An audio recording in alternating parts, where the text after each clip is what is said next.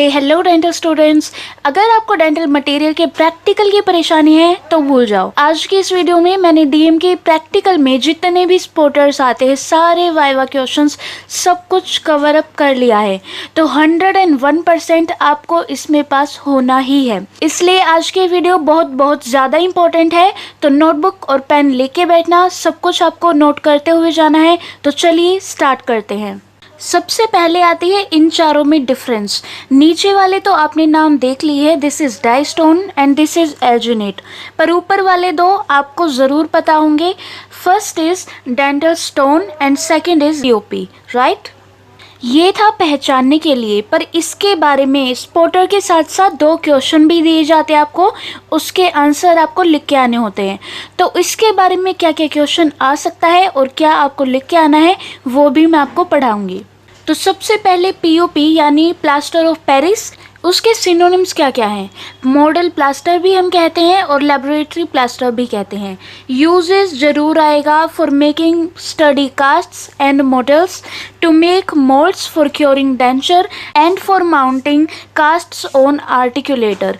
Articulator पे teeth arrangement के लिए, ओक्लूजन रिम बनाने के लिए सबसे पहले आपको क्या करना होता है, कास्ट माउंट करनी होती है। उसके बाद आती है कंपोजिशन। कंपोजिशन में इसमें beta hemihydrate and some modifiers होते हैं।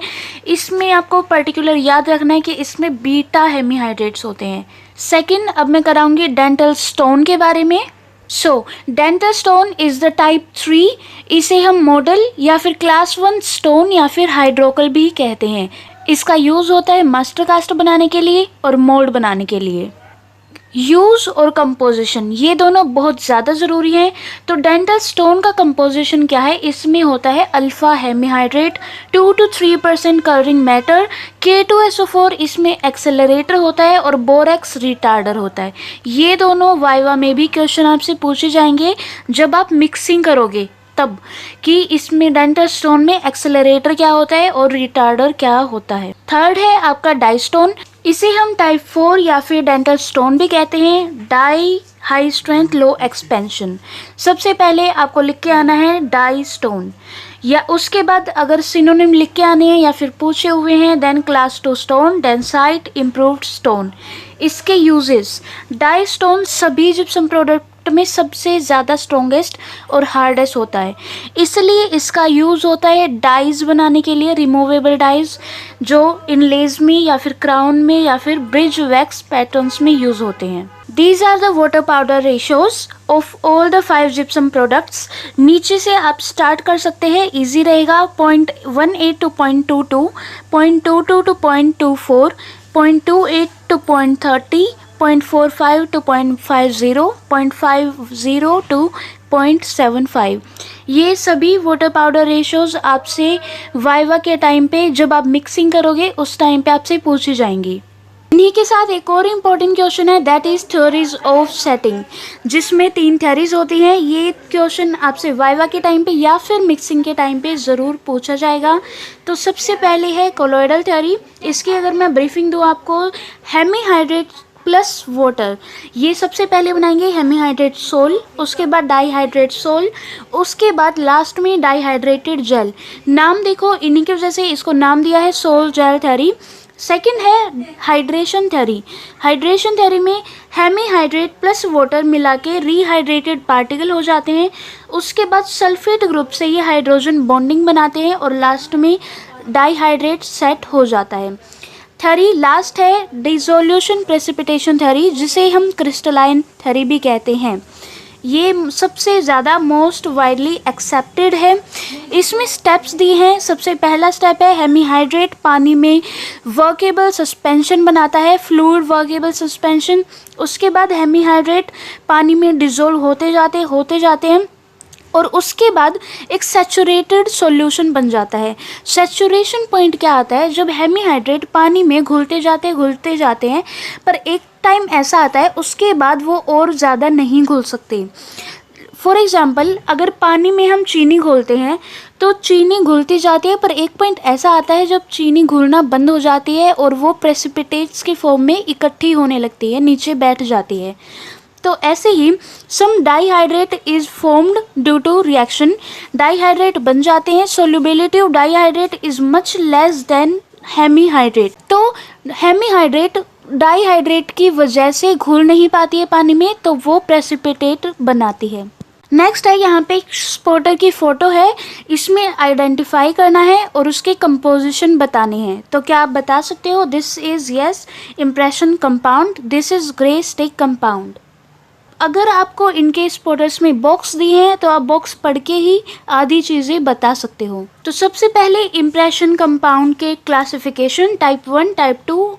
टाइप 1 में इम्प्रेशन कंपाउंड, टाइप 2 में ट्रे कंपाउंड आता है। क्लासिफिकेशन क्योंकि पूछ लेते हैं।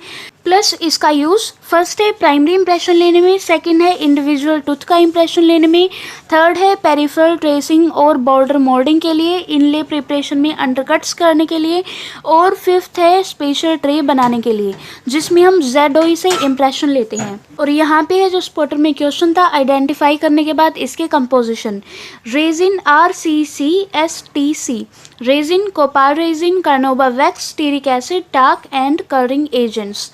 इनमें से ये तीनों थर्मोप्लास्टिक है, ये प्लास्टिसाइजर है और ये फिलर का काम करेगा। फिलर का काम होता है स्ट्रेंथ प्रोवाइड करना।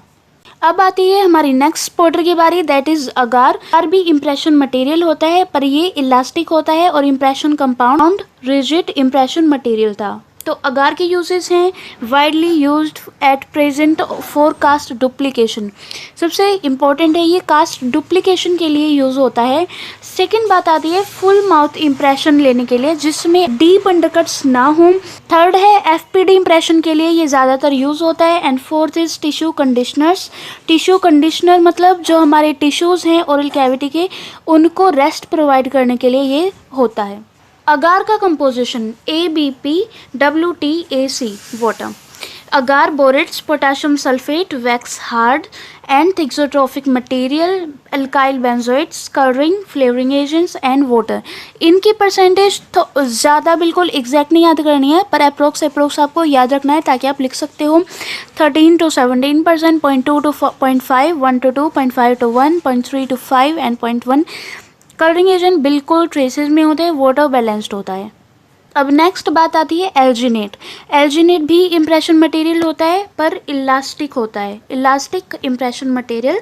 इसके कंपोजिशन में क्या क्या आता है ये सभी क्वेश्चन आपके लिए बहुत ज़्यादा इंपॉर्टेंट है, जैसा कि मैंने आपको पहले ही बताया था। तो बिल्कुल ध्यान से एक एक पॉइंट सुनना है। मैं न्यूमोनिक्स भी बता रही हूँ जिनके अवेलेबल हैं।